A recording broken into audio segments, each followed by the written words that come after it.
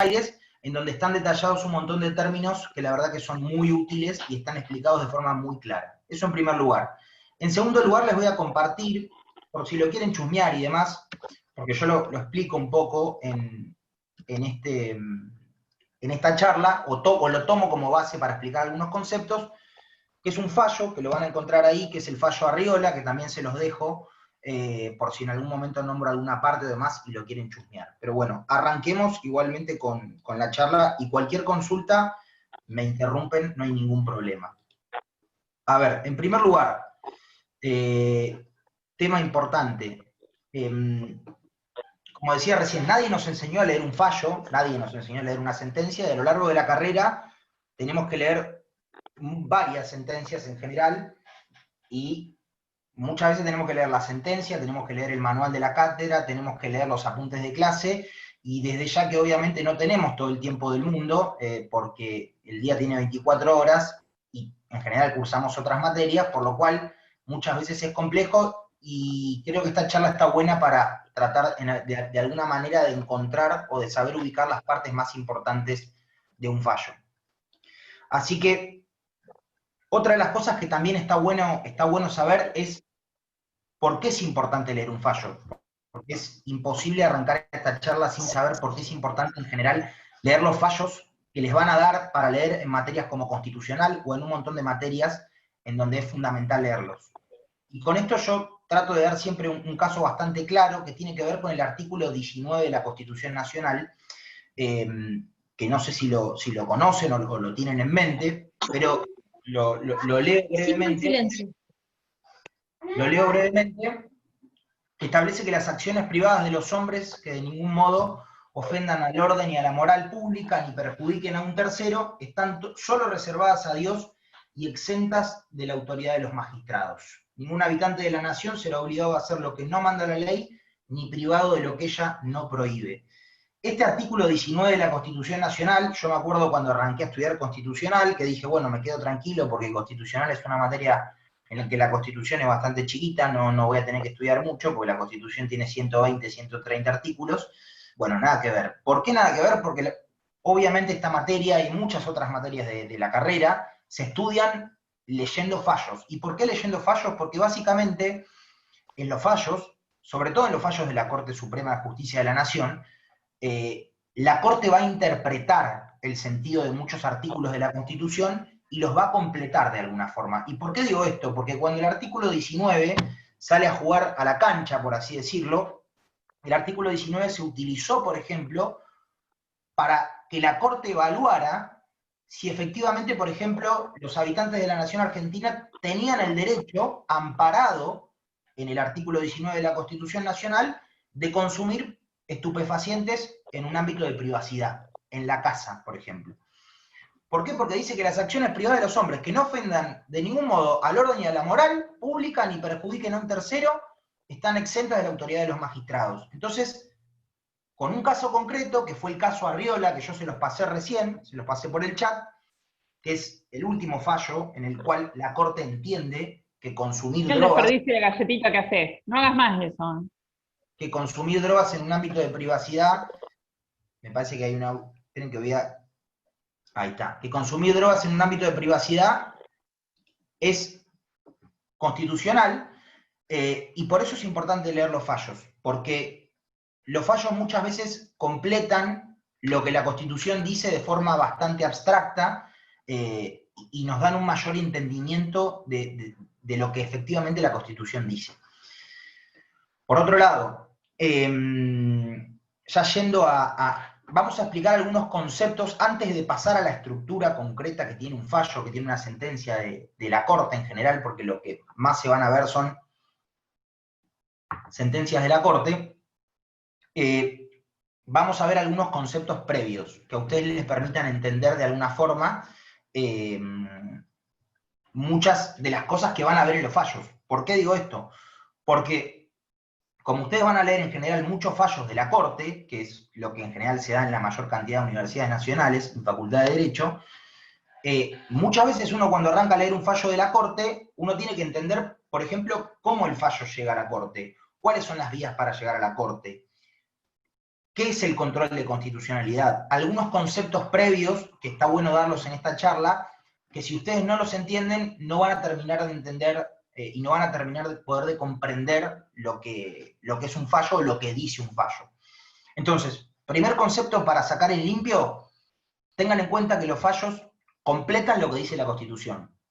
Y que no es de hincha, voy a hablar de forma medio coloquial, pero no es de hinchabolas o de hinchapelotas, muchas veces de parte de los docentes, decir, chicos, chicas, lean los fallos, porque si no se leen algunos fallos, no se entiende. Digo, si uno lee el artículo 19 de la Constitución, no entiende cuál puede ser una acción privada de los hombres que no ofenda la moral y las buenas costumbres y que esté exenta de la autoridad de los magistrados. Bueno, la Corte lo dijo en el fallo Arriola y lo interpretó en un caso concreto.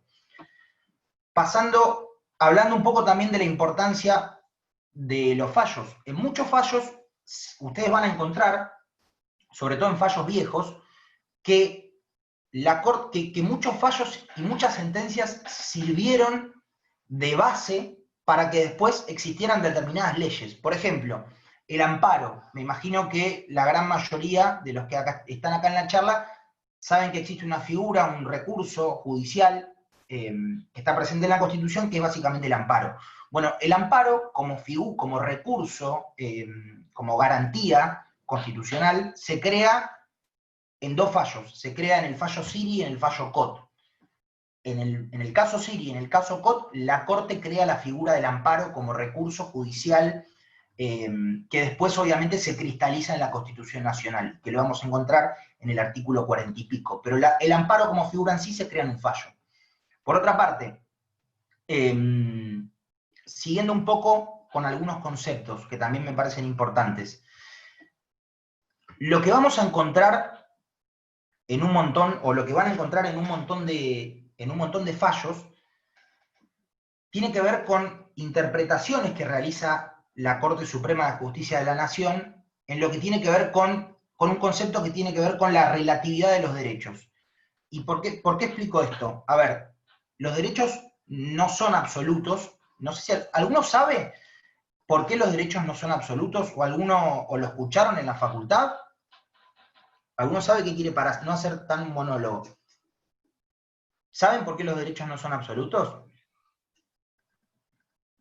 No te sé decir concretamente, digamos, una definición académica, pero sí te puedo decir que del sentido común podríamos decir que el límite está en los demás porque vivimos en sociedad. Entonces, no podríamos ejercer nuestros derechos de forma absoluta por ese motivo.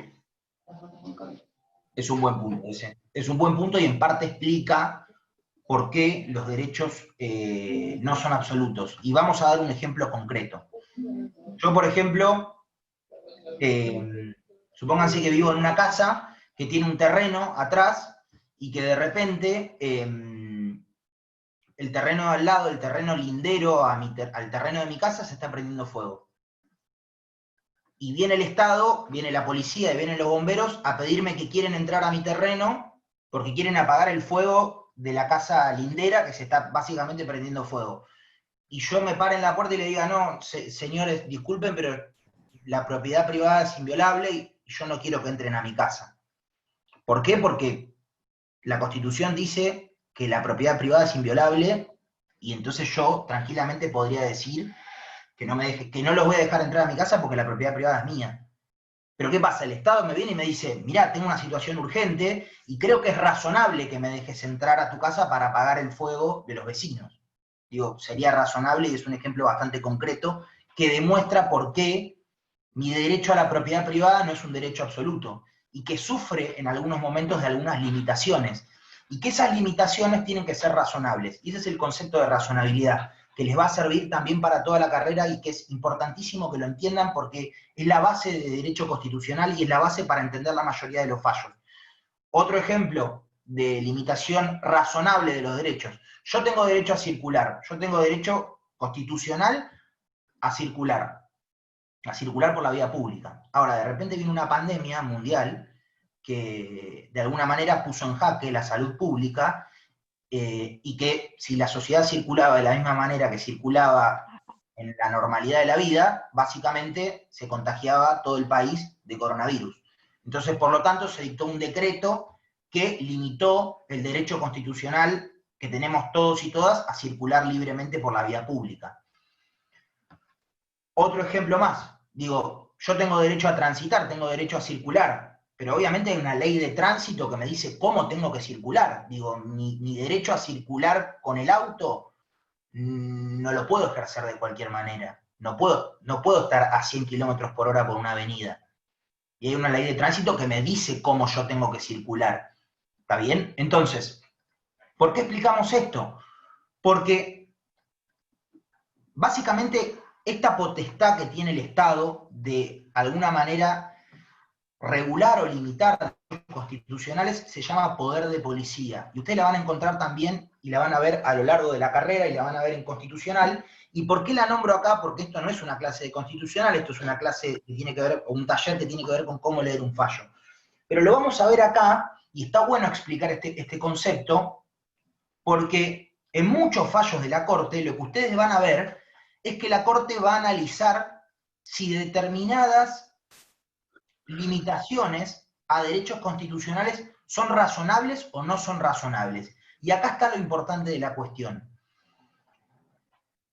Toda limitación a un derecho constitucional tiene que ser razonable. Y esta es la base por la cual la Corte puede determinar diciendo, no, la ley de tránsito no es razonable, o determinada ley no es razonable, y por lo tanto es inconstitucional. ¿Y qué es lo razonable? Que ahora lo vamos a ver también con un ejemplo concreto. Lo razonable es lo proporcionado, o lo que tiene que ver con, de alguna manera, les voy a dar un ejemplo más de manual, lo que tiene que ver con una determinada correlación lógica entre medios y fines. Por ejemplo, les voy a poner un caso concreto. Yo tengo derecho, supónganse, yo tengo derecho a circular. Yo tengo el derecho a circular libremente establecido por la Constitución Nacional.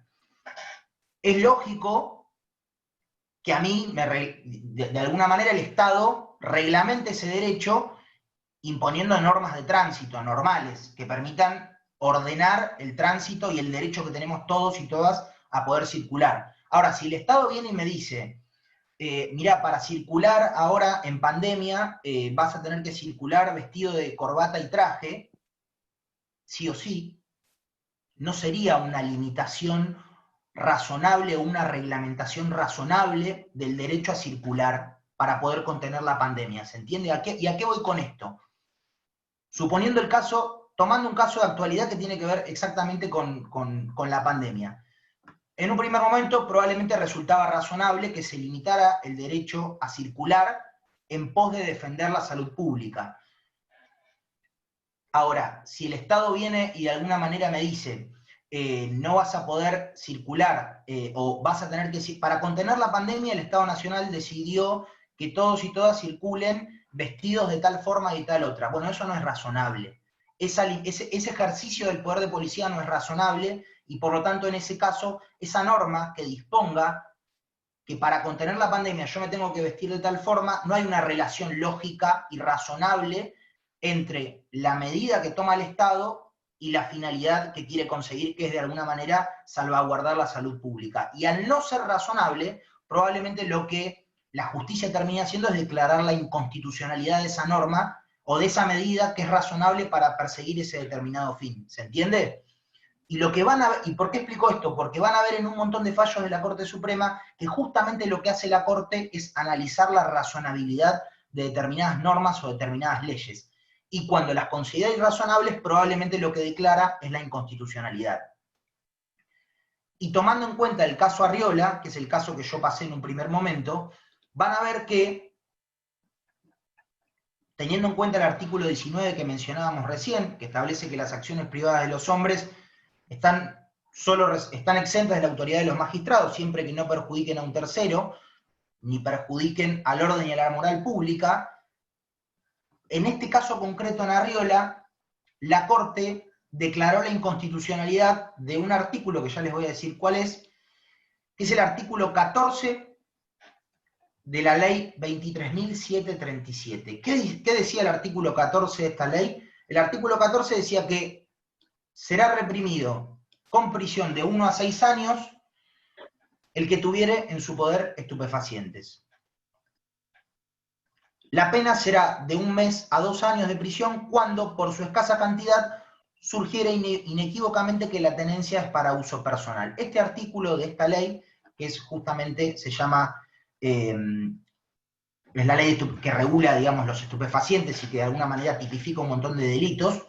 Este artículo es inconstitucional básicamente por el entendimiento que hizo la Corte en el fallo Arriola, al disponer de alguna manera que era irrazonable o que no tenía sentido y que era inconstitucional, teniendo en cuenta que el artículo 19, que se marcaba claramente en el artículo 19 como una acción que debería estar exenta de la autoridad de los magistrados y exenta de la regulación por parte de la ley. Preguntas sobre esto, preguntas respecto a razonabilidad, preguntas respecto a poder de policía. ¿Se entendió el concepto de razonabilidad? ¿Se entendió claramente? Sí, con una pregunta. Y Sí. cuando esa ley no es razonable con la ley que está, pero vulnera otro tipo de derechos. Por ejemplo, que bueno, el no poder trabajar. Hay gente que, por ejemplo, en la ciudad donde vivo no te permiten salir a trabajar a la ciudad de Mar del Plata para evitar la pandemia. Entiendo lo que está vulnerando el derecho al trabajo. Entiendo lo que plantea Paula. A ver, yo sé que este es un caso también polémico porque lo estamos viviendo todos y todas en nuestras casas y sé que obviamente, a ver, en este caso me remito a la razonabilidad, nuevamente.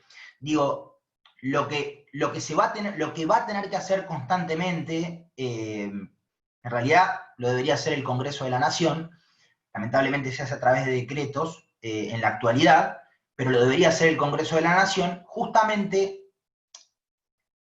a ver, desde ya cualquier tipo de ejercicio de lo que se llama el poder de policía va a afectar derechos constitucionales. Los va a afectar. ¿Por qué? Porque los derechos no son absolutos. Porque justamente, insisto, y voy al caso más sencillo que tiene que ver con este que daba de la propiedad privada. Viene la policía, vienen los bomberos y me dicen, che, Mateo, escuchame una cosa, déjame entrar a tu casa porque necesito apagar el fuego de la casa al lado. Digo, todos y todas coincidimos en que es razonable y que es lógica esa especie de limitación o intervención en mi propiedad privada, a pesar de que sea un derecho constitucional, porque el Estado justamente quiere razonablemente apagar el incendio de la casa lindera. Todos en ese caso entenderíamos que es razonable. La razonabilidad y lo que es razonable o no es razonable es súper discutible y lo planteás claramente en el caso que estás diciendo vos. En el cual... ¿Puedo acotar algo? Sí, por favor, obvio. Que en este caso también no solamente juegan esos dos derechos, hay multitudes de derechos porque es una cuestión bastante compleja y que abarca una cosa inédita que es a nivel mundial, sin tomar parte, ¿no?, de a favor o en contra, porque no es la idea, pero porque a todos nos perjudica de alguna manera en nuestros trabajos. Pero básicamente hay muchos derechos que están afectados. No solamente eso, sino, por ejemplo, desde el punto de vista de la salud, mucha gente que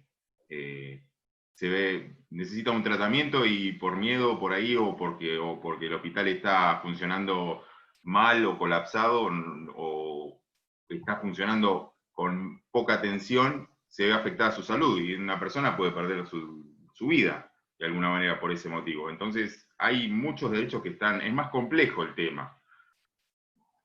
Es un caso, sí, como decías vos, Raúl, es un caso muy complejo, y lo importante, o por lo que yo lo menciono acá, sin entrar en el debate y demás, que el debate, digo, es muy interesante, y a ver, digo, tranquilamente un decreto o una ley que de alguna manera la justicia considere que no es razonable, podría plantear la inconstitucionalidad de ese decreto para el caso concreto o de esa ley, y que esa ley básicamente no tenga efectos. Digo, no sé si es el caso, probablemente no se haga, pero está bien lo que planteaban ambos. Digo, es entendible. Pero me remito, para no entrar en el debate, que está bueno, pero me remito a lo que decía recién. Lo que va a hacer la Corte, o lo que se va a hacer en muchas sentencias justamente, es analizar la razonabilidad.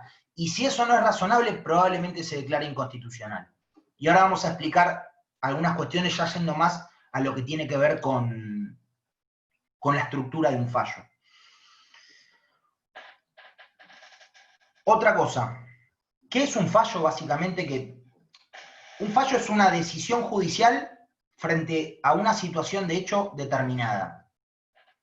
Y otra cosa importante, las sentencias se aplican al caso concreto. Y esto me parece importantísimo que lo tengan en cuenta y que es otro concepto que tiene que ver con constitucional, pero que es clave que lo entiendan. Por ejemplo, la inconstitucionalidad en la Argentina, cuando un juzgado, cuando una Cámara o cuando la Corte Suprema misma declara la inconstitucionalidad de la ley, lo hace para el caso concreto. Y les voy a explicar para que lo entiendan con un ejemplo concreto, que es un fallo que se llama... Se los voy a poner acá, se los voy a escribir para que después lo vean, porque es muy, muy claro en este sentido. Ahí se los dejo en el chat, esperen que lo estoy buscando acá,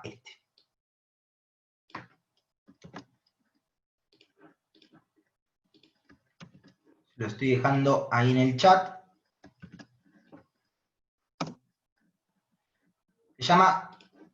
Esta sentencia se llama Zaguir y Dib. Es un fallo de la Corte, no me acuerdo de qué año, pero es muy ejemplificativa para entender por qué la declaración de inconstitucionalidad que haga la Corte o que haga un juzgado de primera instancia, porque para que sepan, cualquier juzgado, cualquier órgano judicial en la Argentina puede declarar la inconstitucionalidad de una ley, la inconstitucionalidad de un decreto o la inconstitucionalidad de algún tipo de norma. No solamente lo puede hacer la Corte. En este caso concreto, hay una ley de trasplante de órganos a nivel nacional que estipula que las personas que pueden donar órganos tienen que ser mayores de 18 años. Y en ese momento yo no recuerdo exactamente los hechos del caso, pero en este caso se planteaba la necesidad de si mal no recuerdo, de un chico que era menor de 18 años, que tendría 17 años y algunos meses, y las circunstancias del hecho, las circunstancias del propio caso, hacían que de alguna manera fuera razonable dejar esta ley de lado y que efectivamente se le permitiera a este menor donarle un órgano a la hermana menor, si no me equivoco. Y básicamente era razonable en ese caso concreto, por lo cual era razonable que se dejara de lado la ley de trasplantes de órganos que disponía que solamente pueden donar las personas mayores de 18 años, porque en ese caso concreto la justicia había hecho un análisis de que, teniendo en cuenta las circunstancias de hecho, que ahora les voy a comentar algunas, era razonable dejar de lado la ley para ese caso concreto y permitirle a ese menor donarle un órgano a la hermana, si no me equivoco. ¿Y cuáles eran las circunstancias del hecho? Que este chico estaba por cumplir 18 años, no es que tenía 10 años u 8 años, y claramente no tenía conciencia de la situación a la que se iba a someter, que era básicamente una donación de un órgano, que era absolutamente urgente, o sea, si la otra persona no recibía el órgano, básicamente fallecía, que este chico, si no me equivoco, estaba en plena conciencia de lo que iba a hacer, y que por lo tanto, al estar muy cerca de la edad que disponía la ley, era razonable en ese caso concreto que la ley se dejara de lado. Ahora, la Corte, básicamente, ¿qué fue lo que hizo? Declarar la inconstitucionalidad de ese artículo que disponía que para poder donar un órgano tenías que ser mayor de 18 años.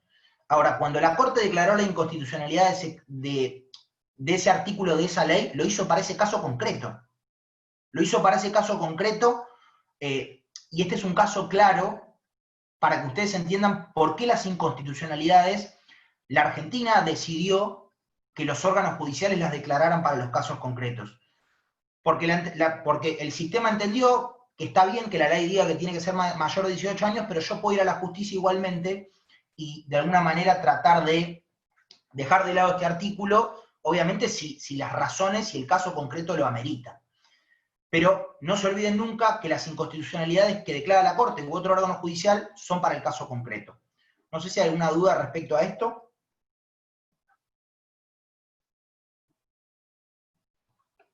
Así ya pasamos a otro tema. Otra cosa importante, antes de entrar bien en la estructura de un fallo.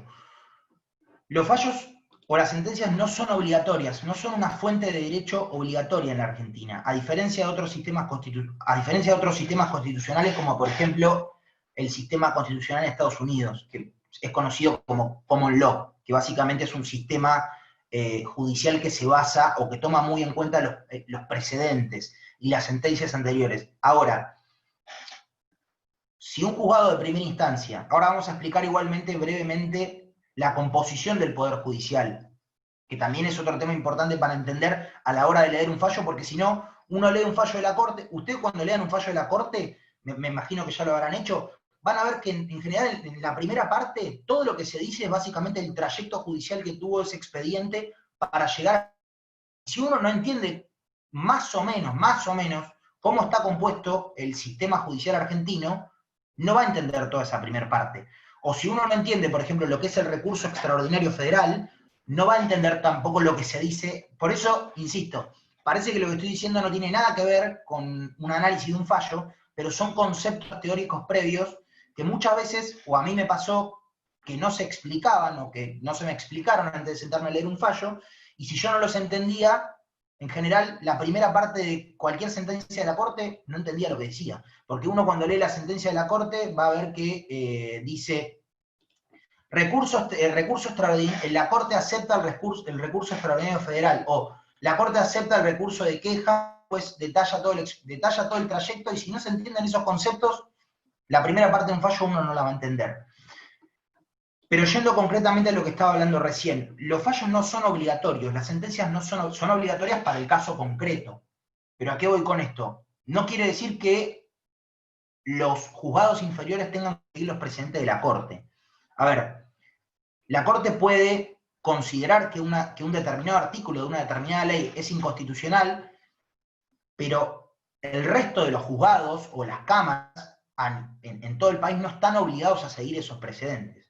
A diferencia de otros sistemas constitucionales. A ver, igualmente es lógico que si la Corte decide A, un buen abogado o una buena abogada, si tenés un caso similar y si conoce la jurisprudencia, te va a decir, che, y suponiendo que, no sé, en un tema específico la Corte dijo A, y yo tengo un caso muy parecido a ese en que la Corte dijo A, pero todavía estoy en primera instancia, y primera instancia me dijo B.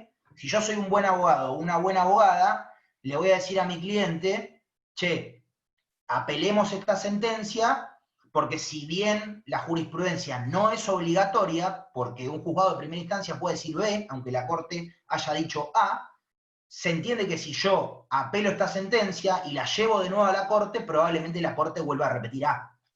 ¿Se entiende? Salvo que haya cambiado la composición de la Corte, o que cambien los momentos históricos, porque la Corte hay veces que sobre un mismo tema, en un primer momento dijo A, y en otro momento cambió la composición, o pasaron los años y dijo B. Y después dijo C, y después volvió a A.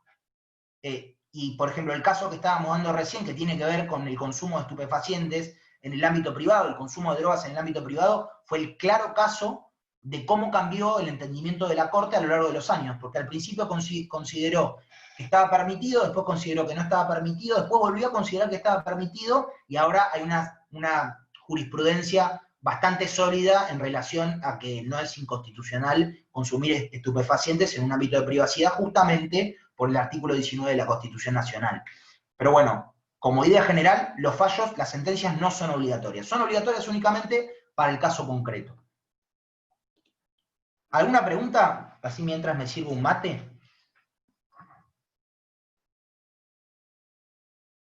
Ninguna pregunta.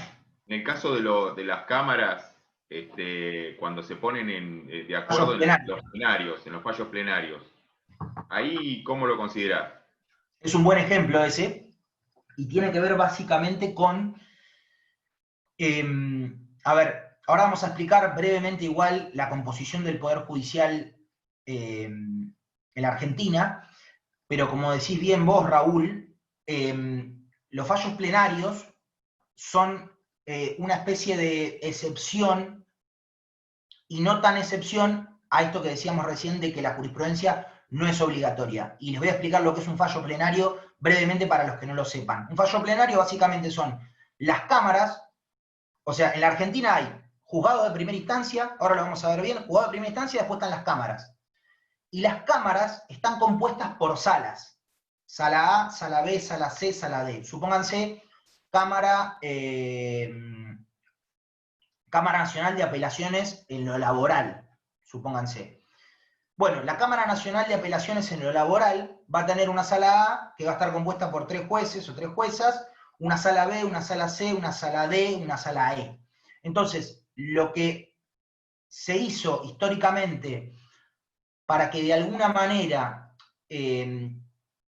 la solución del caso no tuviera que ver con qué sala te salió sorteada, porque básicamente cuando uno, supónganse que yo tengo un caso ante el juzgado, ante un juzgado de primera instancia, en el cual el juzgado de primera instancia laboral me dijo, digamos, emitió determinada sentencia, y yo después quiero apelarlo y lo llevo a la Cámara. Bueno, cuando lo llevo a la Cámara va a sortear ese expediente entre todas las salas entre las que está compuesta esa Cámara. Entonces a mí, por el sorteo, me puede tocar en la B, en la C, en la D, en la A o en la Z. Y básicamente lo que se hizo históricamente es que para que la solución de determinados casos que permitían múltiples opiniones no tuviera que ver o no estuviera sujeta al azar de qué sala me salía sorteada, básicamente es muy común que las cámaras de apelaciones, como tienen muchas salas, se pongan de acuerdo y básicamente se reúnan en pleno, por eso se dice fallo plenario, para unificar un criterio de alguna manera, en la medida en que se pueda. Igualmente quizás no se puede, porque perfectamente un juez puede opinar A y otro puede opinar B, pero para de alguna manera que no quede sujeto al azar lo que yo voy a recibir como sentencia, se creó esta figura de fallo plenario, que de alguna manera es como una especie de excepción a la cuestión de como que es obligatorio seguir o no determinada jurisprudencia. Igualmente, repito, si un juez de la sala A piensa determinada cosa y un juez de la sala B piensa determinada otra, mala suerte, no habrá fallo plenario. Dependerá del azar de que te toque una cámara o una sala o la otra, y después podrás ir a la corte, pero no están obligados, digamos, no están obligados legalmente o constitucionalmente los jueces de las diferentes salas que componen las cámaras a ponerse de acuerdo. Si lo pueden hacer, genial. Si no lo pueden hacer, nada. ¿Se entiende?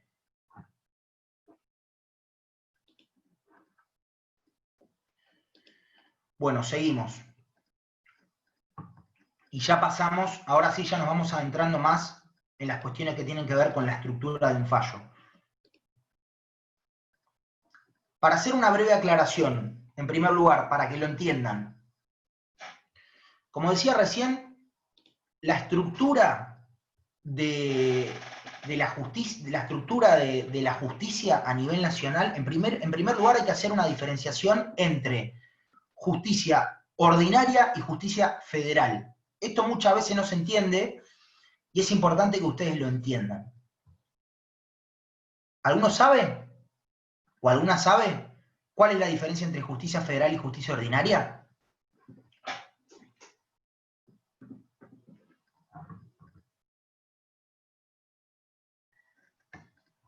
Les explico. Bueno, básicamente, supongamos un caso. El caso más claro para ejemplificar la diferencia entre justicia ordinaria y justicia federal es la materia penal. Hay determinados delitos que son federales y determinados delitos que no son federales, que son ordinarios, por así decirlo. Y acá, en la capital federal, donde yo vivo, yo estoy acá en la capital, ustedes están todos en Mar del Plata, ¿no? Bueno, acá en la capital federal sí.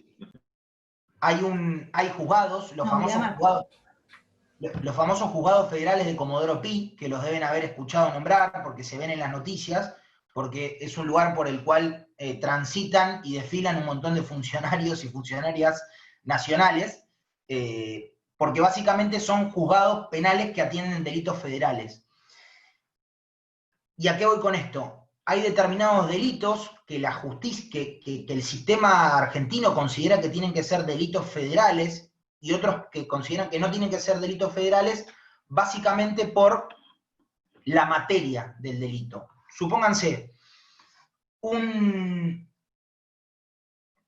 delito que tenga que ver, supónganse con, estoy pensando en un caso claro, para ejemplificarlo bien, una estafa, o un robo, supónganse un robo, así, digámoslo así en términos, un robo. Si roba a una persona, si roba a Mateo Pedroni en la capital federal, yo voy a ser sometido a la justicia penal ordinaria de la capital federal. Ahora, si roba el presidente de la nación, o si roba X ministro, o si roba cualquier funcionario público a nivel nacional, eso va a ser un delito federal. ¿Por qué? Porque se entiende que está comprometido el interés público y el interés federal. Otro caso claro de delito federal, el narcotráfico, la trata de personas, son delitos federales. ¿Por qué? Porque, por ejemplo, se entiende que el narcotráfico amerita de alguna manera que no sea un delito ordinario y que lo trate otra justicia puntual, que es la justicia federal, que va a tratar en general delitos que son más graves o que comprometen, repito, que comprometen el interés público y el interés federal. Como por ejemplo casos de corrupción pública, delito de narcotráfico, trata de personas. Todos esos tipos de delitos van a ir a parar a la justicia federal. Y para que ustedes entiendan, por ejemplo, en la provincia de Buenos Aires, en Mar del Plata, probablemente va a haber, insisto, si alguno de ustedes o alguna de ustedes, ojalá que no, roba o comete algún delito, o por ejemplo roba, eso va a ir a parar en general a un juzgado de primera instancia en lo penal, no federal. Ahora, si el intendente de Mar del Plata roba, eso va a ir a parar a un juzgado penal federal, al más cercano a la ciudad de Mar del Plata. ¿Se entiende? Perfecto. Segunda instancia, digo, esa diferenciación es importantísima hacerla. Y esa diferenciación no solo está en materia penal, sino que hay determinadas causas civiles y comerciales que son de índole federal y hay determinadas causas civiles y comerciales que son ordinarias. No importa meternos en la diferenciación, lo importante es que ustedes entiendan que en todas las provincias de la Argentina coexisten juzgados que son federales y juzgados que son no federales, o provinciales u ordinarios. Digo, en la Ciudad Autónoma de Buenos Aires va a haber un juzgado penal de la Ciudad Autónoma de Buenos Aires, en donde va a ir a parar la causa que me inculpa a mí por haber robado, y en la Ciudad Autónoma de Buenos Aires va a haber un juzgado penal federal de primera instancia al que va a ir a parar un caso que involucre a un funcionario público nacional, porque la Casa Rosada está sentada en la Ciudad Autónoma de Buenos Aires y por lo tanto eso va a ir a parar a un juzgado penal federal con asiento en la Ciudad Autónoma de Buenos Aires, que son todos los que quedan en Comodoro Pi, básicamente. Y eso va a pasar en todas las provincias, como dije recién. En todas las provincias va a haber juzgados ordinarios y juzgados federales. Después vamos a tener una cámara, van a estar las cámaras de apelaciones, siempre va a haber una cámara, y en todas las materias, digo, las diferencias están no solamente a nivel federal u ordinario, sino que después hay una división de competencias en razón de la materia. Hay juzgados igualmente que son multifuero, pero digo, si yo tengo una causa que tiene que ver con cuestiones laborales, va a ir a parar a un juzgado laboral. Si yo tengo una causa que tiene que ver con delitos, va a ir a un juzgado penal. Esa diferencia se entiende y es bastante sencilla. Hay juzgados que son multifuero y que atienden cuestiones penales, laborales, civiles, comerciales y demás. Sobre todo en el interior del país y en muchas provincias, por una cuestión básicamente de recursos, los jueces o las juezas capaz tienen que atender y fallar sobre diferentes tipos de materias. Van a estar las cámaras después, como dije recién.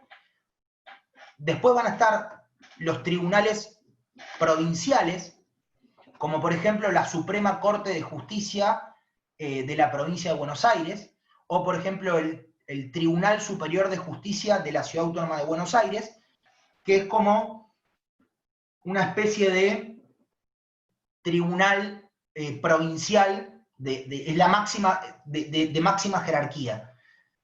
Y después va a estar la Corte Suprema de Justicia de la Nación. Pero en general el camino que va a ser una causa es esa, juzgado a primera instancia, Cámara, puede llegar a atenderlo el Tribunal Provincial, como dije recién, la Suprema Corte de Justicia. Esto es importante.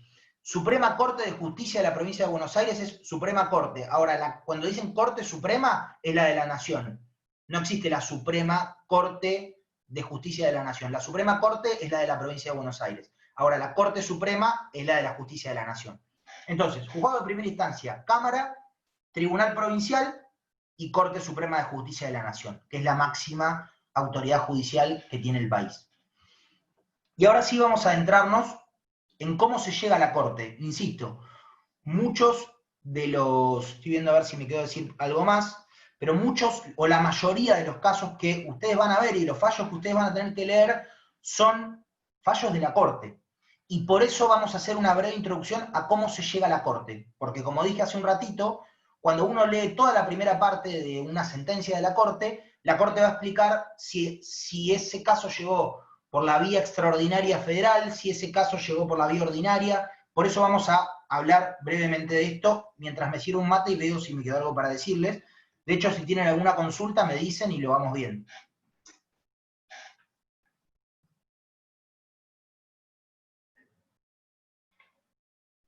¿Se entiende más o menos?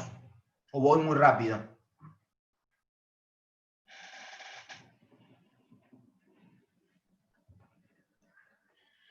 A ver qué me faltó decir, Sí, doctor, se va entendiendo. Genial. Y si no, ya nos metemos en otro tema. Explicamos la estructura de la justicia. Perfecto. Bueno, perfecto. Vamos entonces con las vías para llegar a la Corte. Que insisto, lo explicamos porque la mayoría de los casos que van a ver, o fallos que van a ver, son fallos de Corte. La primera vía, o la primera vía para llegar a la Corte es la vía, por así decirlo, originaria y exclusiva. Es decir, la Corte tiene una competencia originaria y exclusiva, que está definida en el artículo 117 de la Constitución Nacional, y la Corte tiene una competencia extraordinaria. O sea, una competencia, la primera división es ordinaria y extraordinaria. Vamos primero por la competencia ordinaria de la Corte, que también se le llama competencia originaria y exclusiva, que está definida en el artículo 117 de la Constitución Nacional.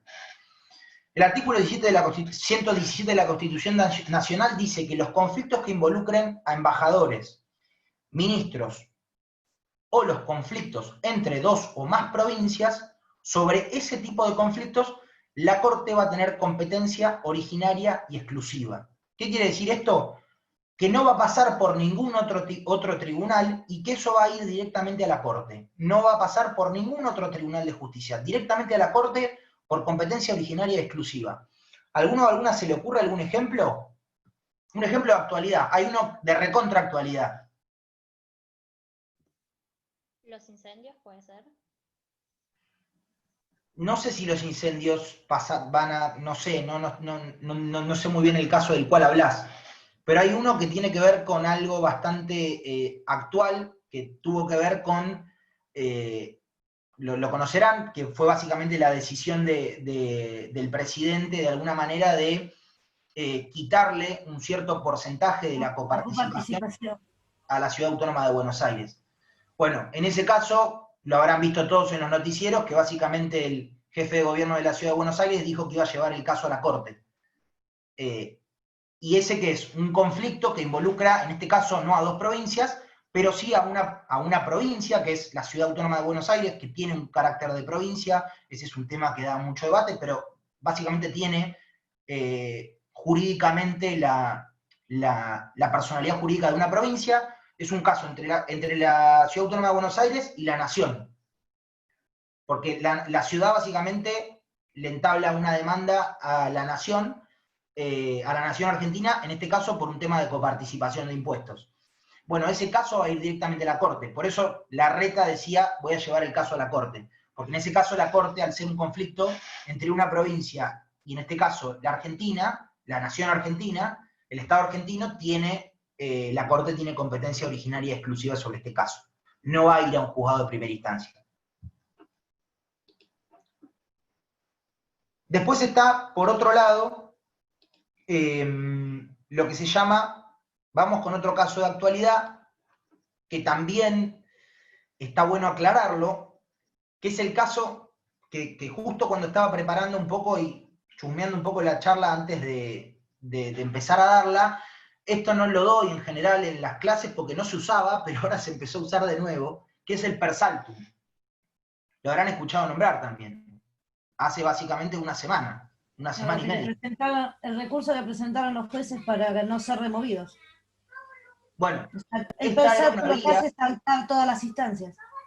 Exactamente, esta era una vía, esta vía del per saltum, digo, la competencia originaria y exclusiva de la Corte tiene recepción normativa en el artículo 117 de la Constitución Nacional, como dijimos recién, pero el per saltum no es una vía que esté escrita en alguna norma.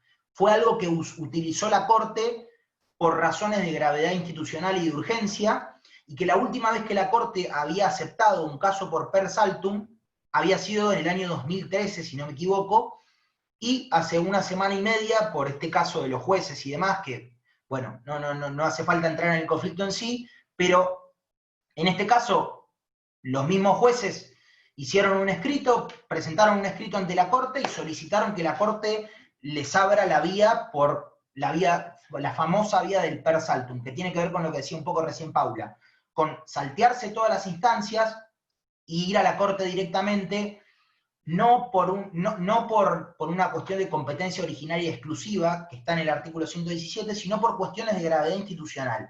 Repito, esto no está en ninguna norma, es práctica de la Corte Suprema de Justicia de la Nación, que en determinados casos, por razones de gravedad institucional, que obviamente las tienen que detallar, digo, cuando estos jueces se presentaron ante la Corte para que la Corte les abriera la vía del per saltum, tuvieron que exponer la gravedad y fundamentar la gravedad institucional. Y la Corte en este caso, después de un montón de años, básicamente después de 7 años de no habilitar un caso por per saltum, lo hizo hace una semana y media, por lo cual es otra vía de hecho por la cual se puede llegar a la Corte.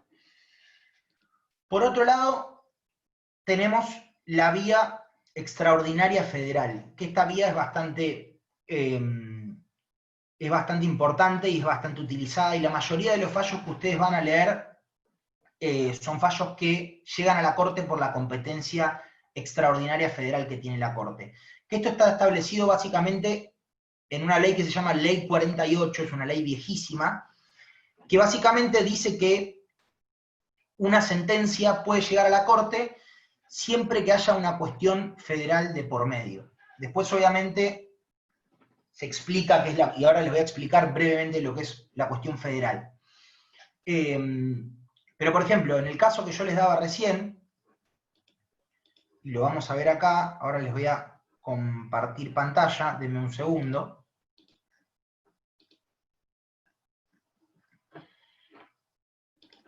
Doctor, ¿pudo compartir la pantalla?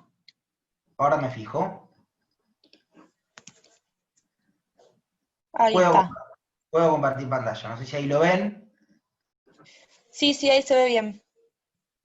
Pero, bueno, esto es lo que les decía recién, es el glosario jurídico en lenguaje claro, que esto se los pasé por ahí para que lo tengan, que van a ver que están definidos un montón de conceptos que se suelen mencionar en muchos fallos: acta judicial, acto administrativo, agravio, alegato. Esta está buenísima, esta herramienta, ténganla en cuenta.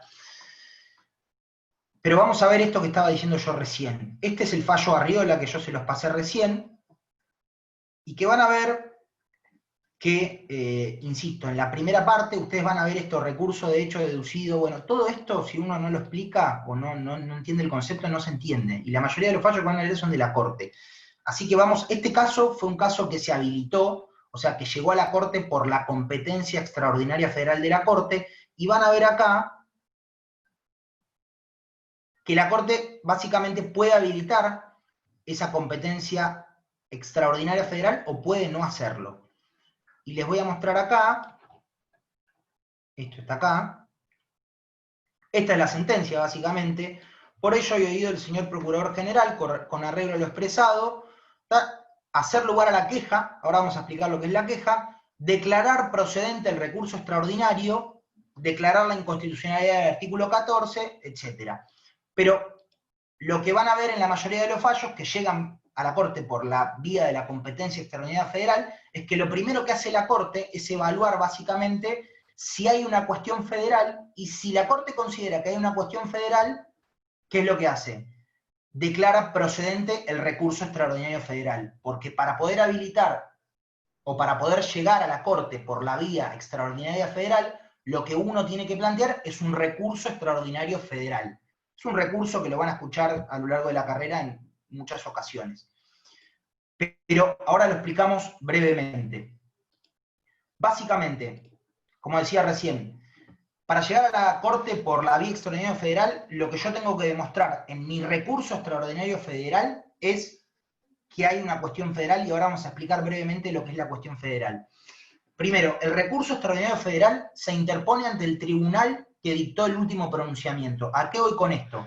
Si yo tengo un caso laboral y la Cámara de Apelaciones Laboral decide X, y yo considero que hay una cuestión federal, y ahora vamos a explicar qué es, y yo quiero llegar a la Corte, cuando yo haga mi recurso, cuando yo redacte mi recurso extraordinario federal, ese recurso extraordinario federal se va a interponer no ante la Corte directamente, sino ante la Cámara. Y la Cámara me va a decir si te habilito, o sea, si hay cuestión federal, podés ir a la Corte, o me va a decir que no. Si la Cámara me dice que no, es decir, si la Cámara no me habilita y no me acepta el recurso extraordinario federal porque considera que no hay una cuestión federal, yo lo que voy a plantear es un recurso de queja o de hecho. Se dice recurso de queja o recurso de hecho.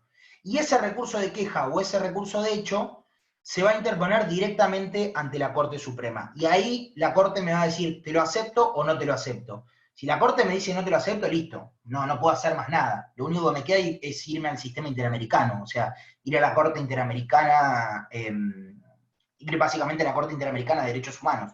Pero si la Corte, o sea, repito, la Cámara me dice X. Yo no estoy conforme con lo que me dijo la Cámara. Quiero ir a la Corte Suprema. Redacto mi recurso extraordinario federal, siempre y cuando, insisto, siempre y cuando no sea una causa que yo pueda llegar a la Corte por la competencia originaria y exclusiva que explicamos en un primer momento. Pero estos casos son muy pocos porque son los casos que involucran embajadores, ministros, provincias, etc. Si no, los mortales vamos a llegar a la Corte, capaz por per saltum, pero no creo por per saltum porque tiene que haber una cuestión de gravedad institucional, sino los mortales vamos a llegar a la Corte por la vía del recurso extraordinario federal.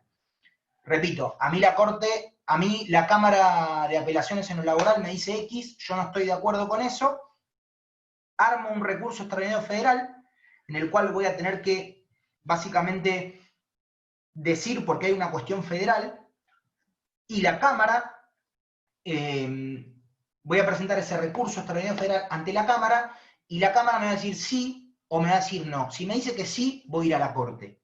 Que la Corte me puede volver a decir que no si quiere. O sea, la Corte, a pesar de que la Cámara que me diga que sí, la Corte me puede decir que no, que lo desecha y que lo deja de lado y ya está, ahí no puedo hacer más nada. Pero bueno, si la Cámara me dice que no a ese recurso extraordinario federal, yo puedo ir en queja ante la Corte y planteo un recurso de queja o de hecho. Y en ese caso la Corte me puede decir que sí, que me lo acepta, o que no me lo acepta. Y se los voy a volver a mostrar, les voy a compartir pantalla un segundo para que lo vean. ¿Ven acá? Que dice, quiero ver el chat. Perfecto. Bueno, ven el chat acá, ¿no? Perdón, ¿ven el fallo? ¿Ven que dice hacer lugar a la queja y por lo tanto declarar procedente el recurso extraordinario? Van a ver acá, recurso de hecho, ¿ven? Visto los autos, recurso de hecho deducido por el defensor oficial de bla, bla, bla, bla, bla, bla, bla, en la causa Arriola. Básicamente, ¿qué fue lo que planteó acá? Este caso, como decíamos recién, básicamente a Arriola lo habían condenado y básicamente terminó preso porque lo engancharon consumiendo estupefacientes en un ámbito de privacidad y por lo tanto obviamente fue dejado libre y se consideró que era inconstitucional el artículo 14 de esta ley. Pero básicamente, ¿qué fue lo que pasó? Recurso de hecho es recurso de queja. En este caso lo que pasó fue que la Cámara Nacional de Apelaciones en lo Criminal y Correccional Federal, esa Cámara resolvió X cosa en contra de Arriola y por lo tanto Arriola, ¿qué hizo? Los defensores de Arriola escribieron un recurso extraordinario federal, lo presentaron ante la misma Cámara Nacional Criminal y Correccional Federal, la Cámara les dijo que no a ese recurso y por lo tanto plantearon un recurso de queja o recurso de hecho, es lo mismo, queja y hecho es lo mismo, plantearon ese recurso de queja o recurso de hecho ante la Corte Suprema de Justicia de la Nación y la Corte Suprema de Justicia de la Nación dijo, efectivamente hay una cuestión federal de por medio, te habilito el recurso de queja. Por eso en general la mayoría de las carátulas van a ver que dicen recurso de queja, recurso de hecho, etc. Pero como van a ver acá, y lo repito de nuevo, van a ver que lo primero que hace la Corte en estos casos dice hacer lugar a la queja, declarar precedente el recurso extraordinario. Y después pasa a atender la cuestión. Pero en la mayoría de los fallos, ustedes van a ver que en general lo primero que va a hacer la Corte es efectivamente analizar si hay una cuestión federal o no hay una cuestión federal para declarar habilitada la vía extraordinaria federal o no declararla habilitada. Y ahora explicamos brevemente, y ya pasamos a la estructura del fallo, pero con esto yo les juro por Dios que van a entender un montón de conceptos de manera más fácil, pero ahora vamos a explicar brevemente lo que es cuestión federal. ¿Alguna pregunta sobre esto? Sí, en este caso fue en el caso de Arriola, bueno, el artículo 14 de la ley era lo que habilitaba que fuera una cuestión federal. ¿Qué otro ejemplo podría ser, por ejemplo? Bueno, eso tiene que ver con qué es la cuestión federal y ahora les voy a explicar. Pero, por ejemplo, ¿cuándo va a haber cuestión federal? Esto es importante. En este caso, básicamente, hay dos conceptos. Uno que se llama cuestión federal simple y otro que se llama cuestión federal compleja. Es como una breve diferenciación que hace en general la doctrina y un montón de manuales. En este caso, ¿por qué había cuestión? ¿Cuándo hay cuestión federal? No sé si ustedes conocen el artículo 31 de la Constitución Nacional, pero en el artículo 31 de la Constitución Nacional es el artículo que refiere a la supremacía constitucional, de alguna manera el orden jerárquico de las diferentes fuentes del derecho en el sistema argentino, en el sistema jurídico argentino.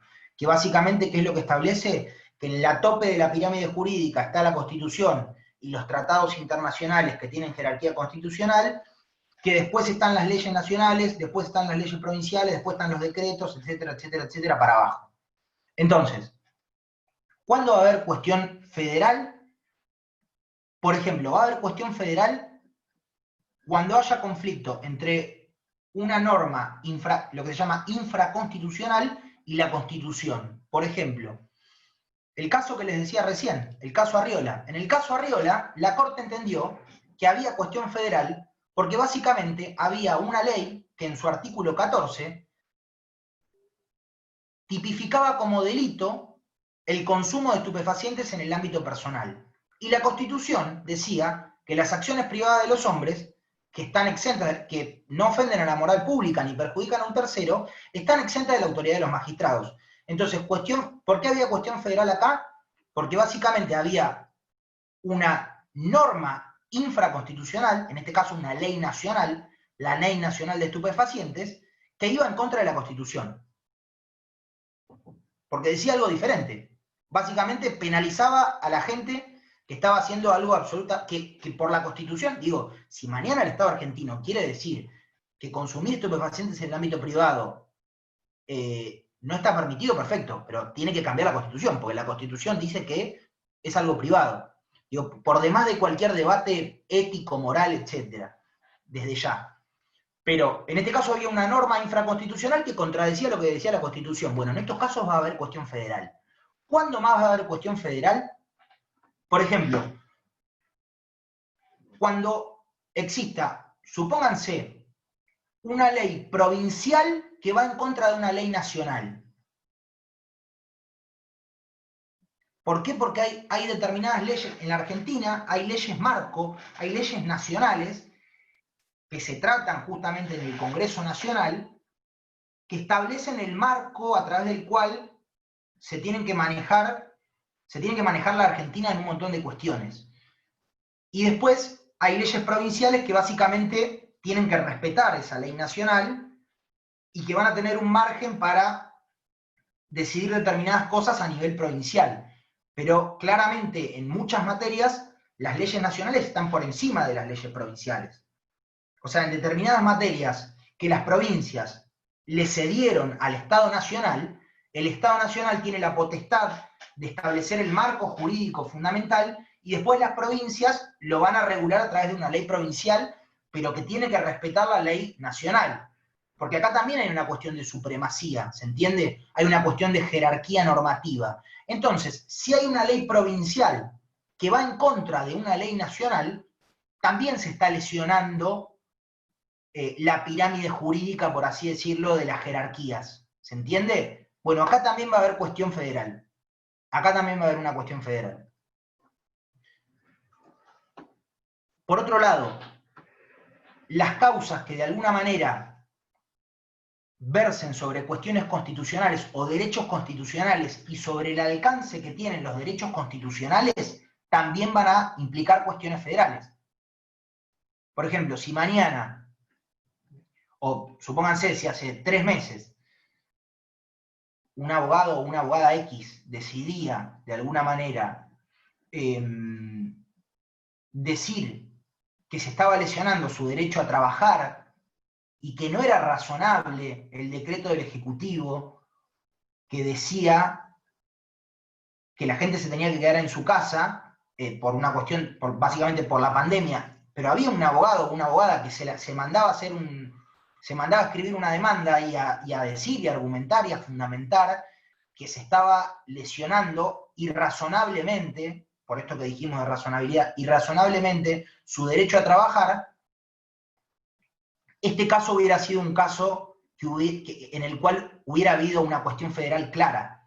¿Por qué? Porque se interpretan los alcances y el sentido de derechos constitucionales. Entonces, en estos casos que dije recién, cuando se tiene que interpretar los alcances o el sentido de un derecho constitucional, cuando de alguna manera hay una norma infraconstitucional que lesiona o que va en contra de lo que dice la Constitución, o cuando existen pequeños problemas de jerarquías normativas, por ejemplo, una ley provincial que va en contra de una ley nacional, en estos 3 casos que le dije recién va a haber cuestión federal. Igualmente esto es para largo y ustedes lo van a ver en la facultad y hay libros y libros y libros escritos de lo que es cuestión federal, pero para que ustedes sepan, a grosso modo, estas van a ser las cuestiones federales en general. Y por otro lado, y ya para pasar, ahora sí, les prometo que ya pasamos a la estructura de un fallo, pero con esto repasamos un montón de conceptos que insisto, son claves. Vamos a pasar a ver otro caso que tiene que ver con lo que se llama la doctrina de la arbitrariedad. La Corte muchas veces habilitó la vía extraordinaria federal cuando había una persona que manifestaba que había una sentencia arbitraria. ¿Y cuándo hay una sentencia arbitraria? Bueno, también, digo, hay manuales y manuales y manuales escritos sobre qué es una sentencia arbitraria, pero supónganse, cuando hay una sentencia que no está fundamentada, es decir, que un juez no expone los fundamentos o no dice en la sentencia por qué llegó a determinada decisión, bueno, eso es una sentencia arbitraria. O sea, si una cámara de apelaciones no me dice, decido tal cosa por A, por B, por C, por D, por E, por tal cosa, eso es una sentencia arbitraria. Bueno, la Corte habilitó esta competencia extraordinaria federal no solamente cuando hay cuestiones federales, sino cuando hay arbitrariedades. ¿Está bien? Bueno, y ahora sí pasamos, creo que ya vimos todas las vías para llegar a la Corte, y ya pasamos a lo último, que tiene que ver con básicamente el esquema de un fallo. Esperen que voy a tomar agua porque, ¿Te puedo hacer una pregunta? obvio. Por ejemplo, hay un caso y la Cámara, bueno, llegamos a la Cámara, inclusive el juez de la Cámara, cuando vos agarrás y te refundás, ¿no?, tu parte, te contesta otra cosa. O sea, no hay congruencia. En vez de responder lo A, te responde lo B. Ahí también puedes ir arriba. Perfecto, ahí hay una cuestión de incongruencia, totalmente. Ok. Las cuestiones, digamos, las incongruencias en una sentencia son tomadas como arbitrariedad también. Como inconstitucionalidad también, porque te están privando un derecho ¿o no? Sí, en todo caso como arbitrarias. Digo, una sentencia que es incongruente, puede ser considerada arbitraria y por lo tanto habilitar la competencia extraordinaria de la Corte. O sea, una sentencia que de alguna manera como que toma argumentos que yo no expuse o que resuelve cosas que yo no planteé, puede ser una sentencia incongruente y por lo tanto arbitraria. Y ahí la Corte me podría llegar a habilitar la vía extraordinaria. ¿Se entiende? Ok, gracias. Sí, gracias. Perfecto. ¿Alguna consulta más? ¿O ya pasamos al esquema de un fallo? Y vamos cerrando. Bueno, pasamos al esquema de un fallo. Lo primero que van a encontrar en todos los fallos de la Corte, sobre todo, es la opinión del procurador o la procuradora general de la Nación. ¿Qué es el procurador o la procuradora general de la Nación? Es lo que se llama, por así decirlo, el jefe de todos los fiscales. Ustedes saben que hay un Ministerio Público Fiscal de la Nación, que básicamente ese Ministerio Público Fiscal de la Nación interviene en muchos casos. Y les voy a dar un ejemplo claro. Si yo, por ejemplo, no sé, ahí veo a alguien una chica que se llama Paula. Si yo, por ejemplo, a ver, yo tengo un departamento, y se lo alquilo a Paula. Hacemos un contrato de alquiler y de repente Paula incumple alguna de las normas o alguno de los artículos que están incluidos en ese contrato de alquiler. Bueno, ¿yo qué puedo hacer? Puedo decirle, che, Paula, incumpliste el artículo tal, te quiero hacer un juicio porque me tenés que pagar tanta plata, porque no sé, me rompiste tal cosa del departamento, te quiero llevar a la justicia y voy a un juzgado, en este caso va a ser probablemente un juzgado civil, patrimonial. En esos casos no va a haber un fiscal en esos juicios. ¿Por qué? ¿En qué caso va a haber un fiscal? Y esto también es importante que lo entiendan. En los casos en los que va a haber un fiscal, van a ser los casos en los que hay un interés público o en los cuales el Estado considera que en ese tipo de juicios y en ese tipo de causas hay un interés sumamente importante que proteger o salvaguardar. Por ejemplo, el Estado de alguna manera, en los juicios penales en general o en los juicios también ambientales, va a haber fiscales en general, que de alguna manera lo que van a hacer es salvaguardar el interés público, se dice. O sea, en los juicios penales, por ejemplo, en los homicidios, el Estado argentino está tan preocupado porque no se cometan homicidios y está tan preocupado, por así decirlo, por la materia en cuestión del juicio, que básicamente designa un funcionario, que es un fiscal, que de alguna manera va a ser no va a ser parte del Poder Judicial, pero sí es una figura que interviene en juicios en los cuales hay un interés tal que amerita que haya un fiscal para salvaguardar un interés público. En este caso, llegar a la verdad material de un hecho y efectivamente llegar a que un juzgado resuelva si hubo un asesinato o no, de alguna manera, de enjuiciar a la persona responsable.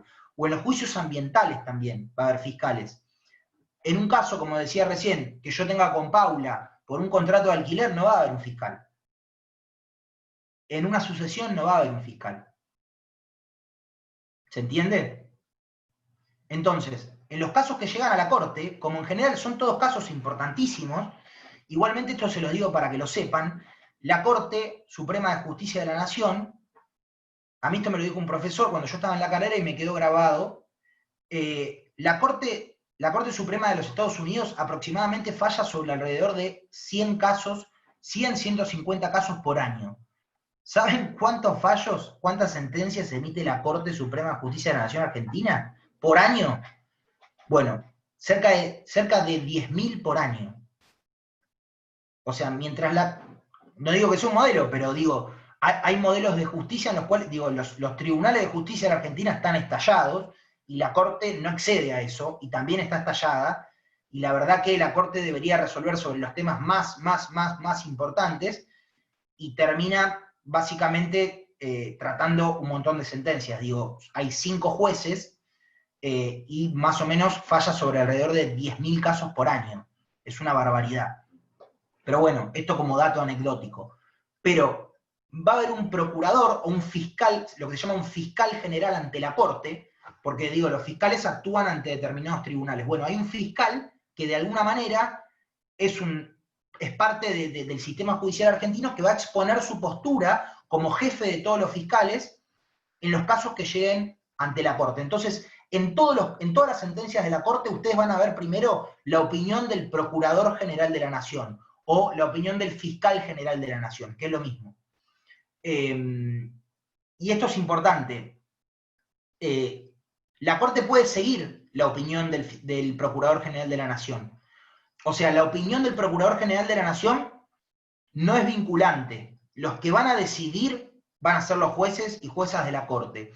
Pero en muchos casos van a ver que la Corte dice, me remito a lo expuesto por el Procurador General de la Nación. Falla básicamente en el mismo sentido. Por lo cual es importante también que en esos casos lean la opinión del Procurador. Después van a encontrar el nombre, básicamente el nombre de las partes, en casi todos los fallos. Van a encontrar el nombre de las partes, van a encontrar la fecha del fallo, también es un dato importante para saber las leyes vigentes de ese momento. Después van a encontrar la carátula, como yo les decía recién, la carátula, perdonen que estaba justo tratando de compartir, pero como la carátula que veíamos recién, acá se las vuelvo a compartir, para que lo veamos rápidamente. Ahí está.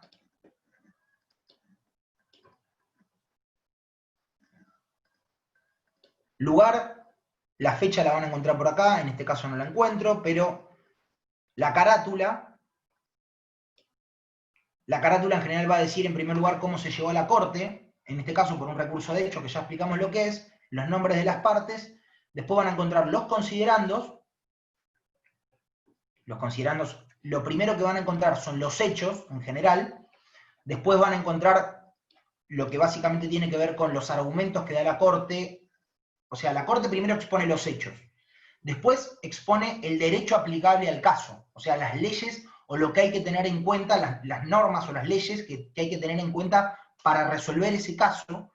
Y después va a ser básicamente como un ejercicio de alguna manera, una elaboración argumental a través de la cual va a decir, bueno, teniendo en cuenta los hechos expuestos y el derecho aplicable al caso, que pueden ser un montón de cosas, el derecho aplicable al caso puede tener en cuenta jurisprudencia anterior, doctrina, leyes, principios generales del derecho, eso es lo que vieron en general en Civil 1, que son las fuentes del derecho. Entonces, hechos, derecho aplicable al caso, y después van a ver, digamos, la argumentación de la Corte, que va a decir, teniendo en cuenta los hechos expuestos y el derecho aplicable al caso, fallo X cosa. Que eso es básicamente la sentencia, que lo vamos a ver acá. Importante, ¿todos los hechos son importantes? Y no, digo, a ver, ahora les voy a explicar igual algunos consejos para que lean los fallos. Hay mucha gente que lee los fallos de atrás para adelante, por ejemplo. No está mal ese recurso. Por ejemplo, y lo vamos a ver con este caso. Acá van a ver, esto es la sentencia. Esto que está acá. Por ello, y oído el señor Procurador General, con arreglo a lo expresado en la causa tal, se resuelve hacer lugar a la queja, declarar procedente el recurso extraordinario, declarar la inconstitucionalidad del artículo 14, segundo párrafo de la ley 23.737.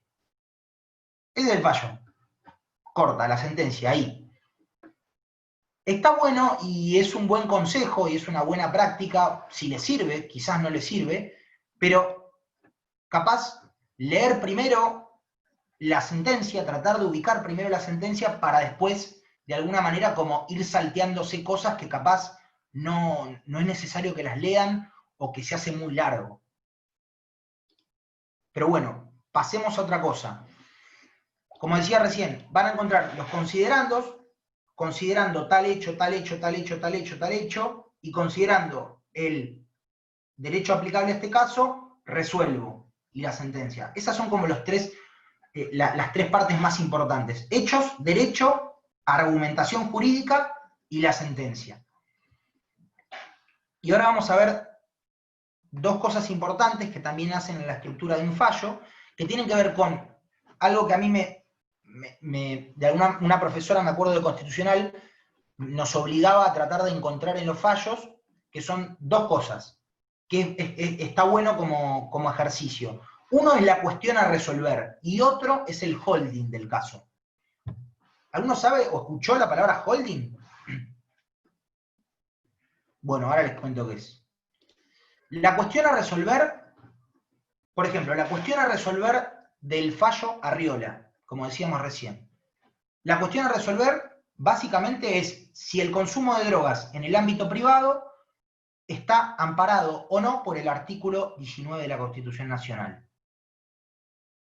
Esa es la cuestión a resolver. La Corte tiene que definir, la cuestión a resolver, lo que tiene que resolver la Corte es si el consumo de drogas en el ámbito privado es legal o ilegal, teniendo en cuenta el artículo 19 de la Constitución Nacional. La cuestión a resolver la definen en una oración. Y en general a ustedes le van a hacer leer fallos donde haya cuestiones importantes de este estilo que hagan al entendimiento de la Constitución. Por eso digo, repito, la cuestión la van a definir en una oración. Y está bueno que la definan cuando van a leer un fallo. ¿Y cuál sería el holding del fallo Arriola en este caso? Que básicamente el holding es qué es lo que el fallo decide concretamente. El holding del fallo Arriola es que consumir drogas en el ámbito privado no es inconstitucional porque es una acción que está amparada por el artículo 19 de la Constitución Nacional. Ese es el holding del fallo. Entonces, en la medida en que ustedes puedan encontrar y puedan definir la cuestión a resolver y el holding, ya está. Digo, a ver, yo soy docente de la UBA, yo soy profesor de la universidad, y hay profesores y profesoras que no lo hacen, pero un profesor no les debería preguntar cosas intrascendentes. Digo, ¿cuál es el sentido evaluatorio por el cual yo les voy a decir, cuéntenme los hechos de... En general lo que les van a preguntar es el holding, es la cuestión a resolver y el holding. Obviamente que para poder, de alguna manera, entender la cuestión a resolver y el holding, uno tiene que entender los hechos del caso. O sea, tiene que entender que Arriola no es que estaba consumiendo marihuana en el medio de una plaza llena de personas, sino que estaba en un ámbito de privacidad y que por eso y por el derecho aplicable la Corte dijo tal cosa. Pero cuando ustedes entienden la cuestión a resolver y el holding del caso, en general van a poder explicar, o cuando tengan que rendir algún parcial, lo importante es que ustedes ubiquen eso. Y insisto, los hechos más importantes que hacen al holding. En este caso, ¿cuáles serían los hechos más importantes que hacen el holding? Bueno, ¿en dónde estaba Arriola? ¿Qué estaba haciendo? ¿Perjudicó a un tercero? Esos van a ser los hechos más importantes. Y ya para cerrar, así no lo molesto más, porque a mí me gusta hablar bastante. ¿Quién era el que daba el doctor? Es el papá ese. No, Garrat. ¿Cómo se llama? Garrat, ¿pero? Para cerrar. Ahí hay ahí está muteado, perfecto, Javier Ocampo. El tema de la decisión y los votos, esto es importante. Esto es muy importante, y tiene que ver con que, otra cosa, yo les recomiendo que ustedes lean el voto de la mayoría. Digo, la Corte está compuesta por 5 jueces. En este caso está compuesta por 5 jueces y juezas. No sé si los conocen. Rosati, Rosenkrantz, Hayton de Nolasco, Maqueda y Lorenzetti. 5 jueces o juezas. Otra cosa importante, que también es bastante común en la Argentina, lamentablemente, que tiene que ver con que el número de jueces que tiene que tener la Corte Suprema no está establecido por la Constitución Nacional. Ojalá la Argentina en algún momento, cuando reforme la Constitución, diga que la Corte tiene que tener determinada cantidad de jueces, porque ¿qué es lo que hace cualquier gobierno? Y no por el actual gobierno, sino por un montón de gobiernos que han pasado por la Argentina. ¿Qué es lo primero que hacen? Decidir a través de una ley que hay que ampliar el número de jueces o juezas de la Corte. ¿Y qué es lo que termina pasando? Que obviamente, digo, la forma para nombrar jueces de la Corte tiene que pasar en algún, digo, tiene que tener acuerdo del Senado desde ya, y obviamente, en general, se termina poniendo algún juez más amigo o más cercano. Pero si nosotros constitucionalmente tenemos dispuesto que la Corte Suprema de Justicia de la Nación Argentina tiene que tener 5 miembros o tiene que tener 7, perfecto, hasta que no se muera uno de esos miembros, termina llevando agua para sus molinos, como dice, y lamentablemente sí, insisto, no es algo de actualidad, es algo que ha pasado siempre. Se ha aumentado a 9, a 7, a 5. Es una mala práctica que tiene la Argentina que tiene que ver con incidir en el órgano judicial más importante, que es la Corte. Ojalá que no se aumente, ojalá que se decida a nivel constitucional, para que después no es que venga un gobierno y por ley modifique el número de jueces que tiene la Corte. Pero bueno, insisto con esto, en general, el número de jueces va a ser impar, porque cuando es impar, en este caso hay 5 jueces, va a haber un voto. En el peor de los... Puede ser que la Corte resuelva de forma unánime, es decir, que los 5 jueces y juezas decidan exactamente lo mismo y se pongan de acuerdo y el fallo sea unánime, pero puede ser que haya un voto de mayoría y un voto de minoría. ¿Cuándo va a haber un voto de mayoría? Cuando haya 3 jueces que digan X cosa, y va a haber un voto de minoría que puede ser de un miembro o puede ser de 2. Digo, puede haber el voto de mayoría, el voto mayoritario puede estar compuesto mínimo por 3, porque si no hay 3, se cae la sentencia. En el peor de los casos, o sea, en el caso más, por así decirlo, que haya menos unidad entre lo que deciden los jueces, va a haber un voto de mayoría de 3 jueces y un voto de minoría de 2. Puede ser que haya un voto de mayoría de 4 y una minoría de 1. Y siempre digo, insisto, va a haber un voto de mayoría porque algo tiene que decir el tribunal. ¿Qué les recomiendo yo? Y que en general lean el voto de la mayoría, porque el voto de la minoría no va a ser lo que se aplicó al caso. Entonces, si ustedes están complicados de tiempo o están jugados de tiempo, salvo que el profesor o la profesora le diga, che, lean el voto de la minoría porque está bueno lo que dice, yo les recomiendo que primero empiecen por el voto de la mayoría, porque es lo que hay que entender, porque es lo que básicamente falló la Corte. La Corte falla lo que dice el voto de la mayoría. Otra cosa, y ya cerramos, que tiene que ver con, bueno, van a encontrar, repito, el voto mayoritario y después van a encontrar el voto de minoría o el voto en disidencia. Cuando ustedes vean que dice voto en disidencia, es el voto de la minoría. Y después van a ver otra cosa que se llama voto concurrente o por su voto o según su voto. Y se los voy a mostrar acá en un fallo, para que lo vean. ¿Podés repetir lo que dijiste recién? ¿El voto Sí, qué? hay tres tipos de votos en general. El voto mayoritario, ahí se los voy a mostrar, ahí les explico de nuevo en base a esto que les muestro ahora. Un segundito. Acá ven, bueno. En este caso, fallo Arriola, insisto. Van a ver acá. Acá está la sentencia. Y acá van a ver que dice voto del señor Lorenzetti. Vamos a ver otro de los votos. Muchas veces lo que hacen los jueces, no sé si en este caso había un voto en minoría. Vamos a ver. Voto del señor Fait. No recuerdo si en este caso había un voto en minoría, o sea, un voto en disidencia. Pero lo que van a encontrar en general en los fallos de la Corte es... A ver perdón, Bueno, voto de Petracchi, donde están las firmas. Voto Carmen Argibay, y acá van a ver las firmas. Pero en general, bueno, estos casos, este caso no estoy encontrando las firmas, no importa, este no es el mejor caso para explicarles, pero lo que van a ver básicamente es, ustedes van a ver el voto de la mayoría, y abajo van a ver las firmas de los jueces. Puede haber un voto mayoritario, un voto minoritario. Voto minoritario es voto en disidencia, se le dice.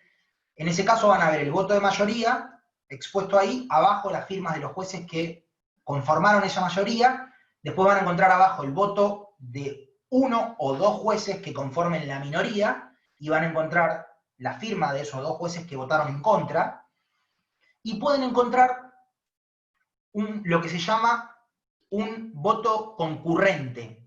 O, por ejemplo, van a ver que en los fallos dice el juez Lorenzetti pasa a exponer sus argumentos el juez Lorenzetti según su voto, o por su voto, o voto concurrente del juez Lorenzetti. ¿Qué quiere decir el voto concurrente? Básicamente el voto concurrente es un voto que va en el mismo sentido que el voto de la mayoría, es decir, decide lo mismo que el voto de la mayoría, pero que tiene algunos otros argumentos para decidir eso. Por ejemplo, si hay una mayoría conformada por 4 jueces, capaz hay 3 que dicen: yo opino que consumir drogas en el ámbito privado es constitucional porque el artículo 19 así lo dice, por tal cosa y por tal otra cosa. Pero capaz hay un cuarto juez que está de acuerdo con la solución del caso, es decir, con que consumir drogas en el ámbito privado es constitucional y está permitido, pero aparte de esos 4 argumentos le quiere agregar alguno.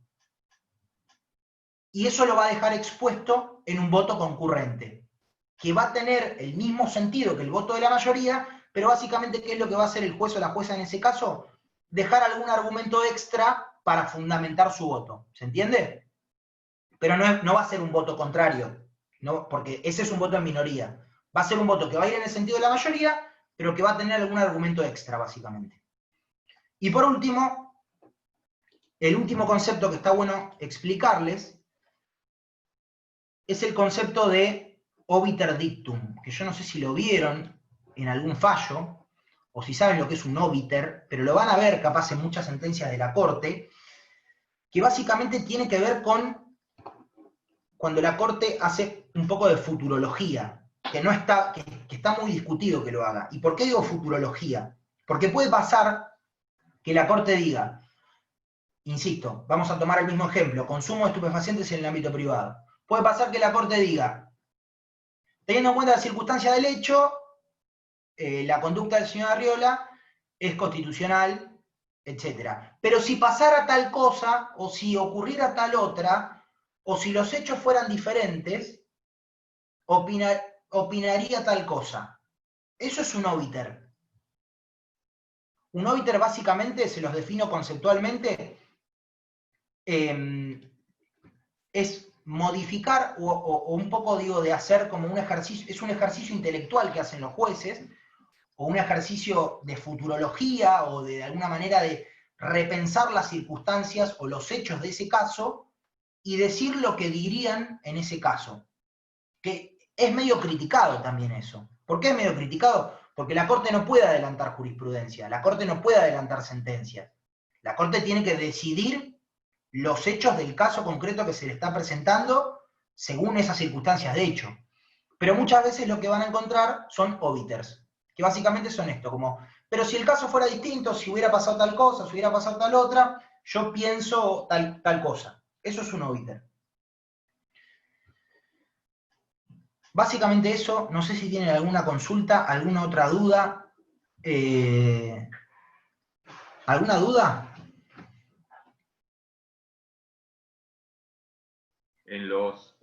Una pregunta. Obvio. Muy buena y muchas gracias por las clases. Me parece una clase interesante. Gracias. El hecho de vos hablas de la Corte Suprema de Justicia de la Nación. En el caso de cuando hay un fallo de Cámara o cuando hay un fallo común de justicia ordinaria, ¿sigue los mismos parámetros en lo que se puede? ¿O hay una manera muy distinta? Porque yo he leído varios y entonces a veces te confunde un poco. A ver, los los fallos de cámara, digo, las cámaras están compuestas por 3 personas. Los juzgados, digo, un juzgado de primera instancia, hay un juez o una jueza, y después las cámaras siempre tienen una conformación de 3 miembros. Y en general van a tener lo mismo, digo, pueden llegar a tener una mayoría y una minoría. No va a haber una opinión de un procurador general, obviamente, pero después el esquema del fallo va a ser más o menos... A ver, muchas veces lo que pasa en los fallos es que la primera parte del fallo detalla todo el circuito judicial y todo el tránsito judicial que tuvo esa causa. Y la verdad que eso es un embole. Y que si uno, repito, si uno no entiende determinadas cosas que traté de hablar en esta charla, como recurso extraordinario federal, o muchos, insisto, vean el glosario jurídico que yo les dejé recién, véanlo, porque ahí explican, por ejemplo, lo que es la palabra expediente, autos, un montón de expresiones en latín, que van a encontrar en toda esta en general en muchas causas, que son, la verdad que no sé si son al pedo, pero están escritas en un lenguaje que la verdad que no se entiende muchas veces. O sea, los jueces y las juezas parece que quieren que la gente que reciba justicia no entienda lo que dicen las causas. Y la verdad que no hay nada más alejado de un servicio de justicia, democrático y transparente que una sentencia que no se entienda. Y nos pasa a los estudiantes de Derecho, que nosotros mismos, capaz al leer una causa, no lo entendemos. La justicia se está tratando de reformular en este sentido, y tratar de escribir sentencias en lenguaje claro, pero a priori un fallo de cámara, el esquema de un fallo de cámara o de corte o de un juzgado de primera instancia tiene que ser lo mismo. Tienen que ser hechos del caso, bien claros, los hechos que hagan a la propia causa judicial, el derecho aplicable, la argumentación jurídica de la corte y después la sentencia. Y la argumentación jurídica de la Corte, ¿qué es lo que va a hacer? Va a ser lo que se llama un ejercicio de subsumir los hechos en el derecho aplicable. Y bueno, considerando estos hechos aplicables y este derecho, opino tal cosa. No debería escapar... Bien, la estructura es la misma. La estructura es exactamente la misma. Lo que puede confundir, insisto, es en general la primera parte de todos los fallos, en los cuales, por la propia práctica judicial, se dice, llegó el expediente por autos, tal cosa, causa, número, tomo, letra, bueno, todo eso, léanlo, no se vuelvan locos y locas por entender esa primera parte, porque esa primera parte básicamente hace al propio funcionamiento interno del Poder Judicial, que explica cómo llegó esa causa, que después cómo fue, que hay Lo importante, insisto, sobre todo en los fallos que les van a hacer estudiar a ustedes para la facultad, son cuestión a resolver y holding. Cuando ustedes ubiquen la cuestión a resolver y el holding, después van a saber qué hechos son importantes para entender esa cuestión a resolver. Pero lo primero que les recomiendo marcar es la cuestión a resolver y el holding del caso. Por eso es una buena práctica, a veces, leer primero la sentencia para después, porque uno muchas veces se come todos los hechos, se los lee todo, y después no entiende, o sea, lean los hechos y acuérdense de los hechos que son importantes para entender la cuestión a resolver y el holding del caso. En el fallo que estábamos dando recién, ¿qué es lo importante? Y saber que Arriola no estaba ni perjudicando a un tercero, que estaba en su casa, que estaba en un ámbito de privacidad. ¿Hay un hecho más importante? Probablemente no. Claro. Correcto. Buenísimo, muchas gracias. No, por favor, Raúl. Y después preguntaban recién si un juez se puede abstener al votar. No. Los jueces tienen que decir el derecho, no pueden abstenerse al votar. No, creo que no ocurrió nunca en la historia. La Argentina da para todo y puede llegar a pasar, pero no pueden abstenerse al votar. No pueden hacerlo. ¿Alguna consulta más? Sí, una pregunta. ¿La Corte tiene algún tiempo limitado para hacer esta clase de fallos? A ver, la Corte... Porque, por ejemplo, Cámara tiene 15 días para resolver si toma o no el caso, y después creo que tiene 5 o 6 días para resolverlo, en realidad. Pero la Corte... A ver, el Código Procesal Civil y Comercial de la Nación dispone un tiempo en el cual los juzgados se tienen que expedir y tienen que, básicamente, emitir la sentencia. Eso no existe en la práctica. Digo, a ver, y esto ya es una opinión más personal,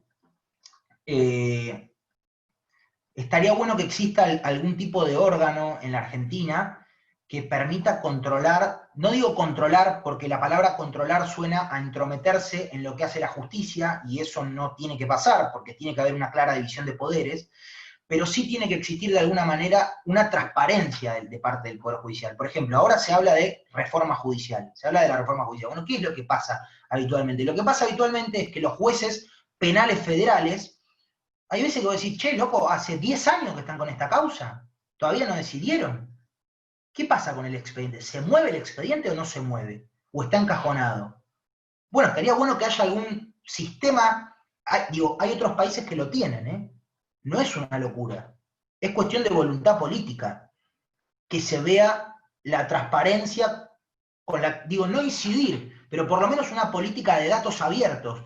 Che, el juzgado penal federal de la Ciudad Autónoma de Buenos Aires tiene tales causas y se van moviendo de tal manera, y si no se mueven es por tal cosa. Pero si no conocemos lo que pasa en la justicia, el cajoneo de los expedientes es facilísimo hacer. ¿Y qué van a decir los jueces?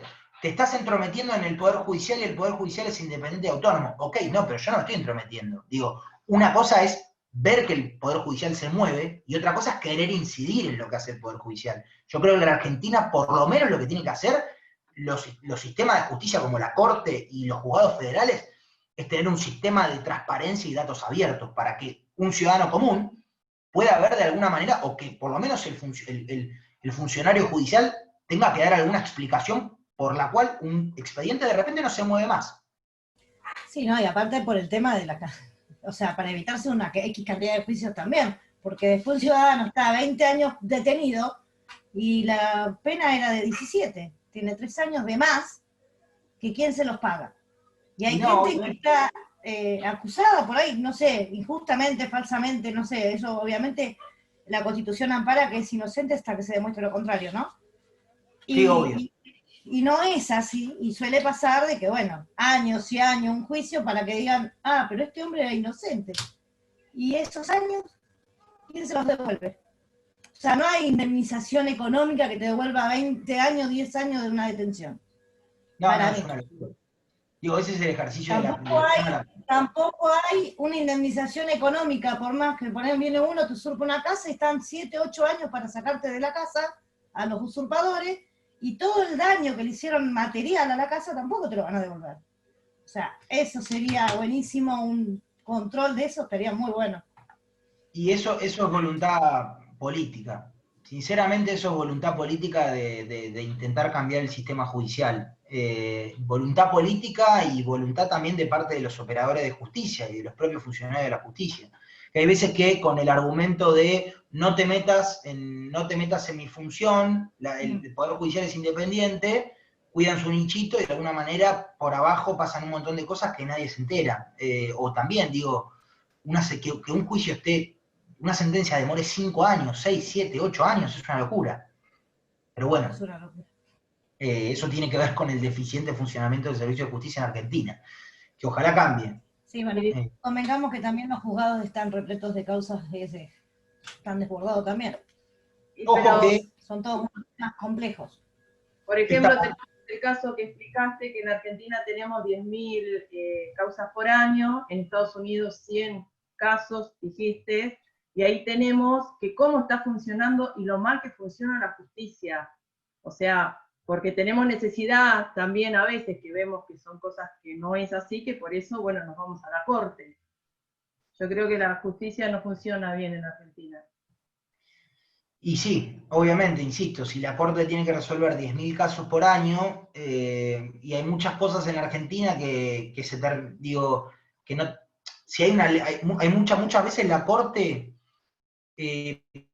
saca leyes, saca sentencias que ya están súper asentadas y que básicamente tendría que el Congreso Nacional hacerlas ley, si es que quiere hacerlas. Pues si la justicia va a decir siempre tal o cual cosa, y eso no es ley, ¿cómo va a tener, cómo un ciudadano llega a ese resultado?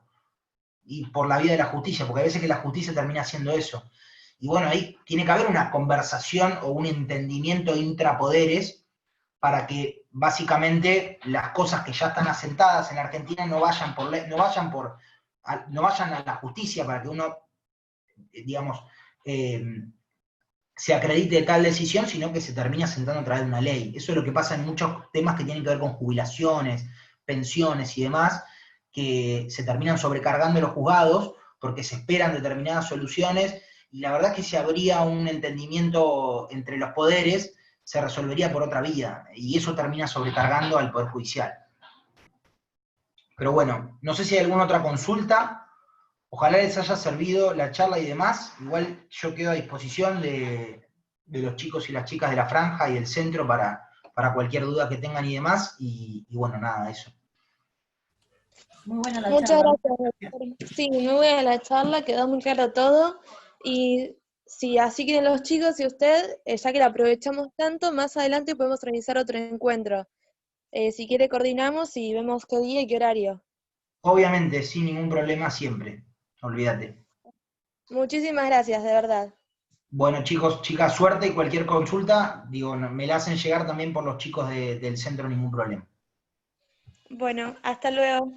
Chao, hasta Gracias, luego. muchas gracias, hasta luego.